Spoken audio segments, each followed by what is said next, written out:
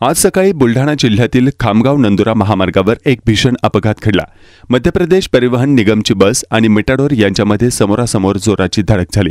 या अपघातात 4 जणांचा जागीच मृत्यू झाला असून अंदाजे 10 ते 15 प्रवासी गंभीर जखमी झाले आहेत। अपघातानंतर परिसरात एकच खळबळ उडाली आहे। सर्व जखमींना तत्काळ जवळच्या रुग्णालयात दाखल करण्यात आले असून त्यांच्यावर उपचार सुरू आहेत। काहींची प्रकृती गंभीर असल्याचे डॉक्टरांनी सांगितले आहे। घटनेची माहिती मिळताच पोलिसांनी घटनास्थळी धाव घेतली असून वाहतूक सुरळीत करण्याचे प्रयत्न सुरू आहेत। अपघाताचे नेमके कारण अद्याप स्पष्ट झाले नाही। घटनेच्या साक्षीदारांनी दिलेल्या माहितीनुसार दोन्ही वाहनांचे वेग जास्त होते, त्यामुळेच नियंत्रण सुटून धडक झाली असावी असा प्राथमिक अंदाज आहे।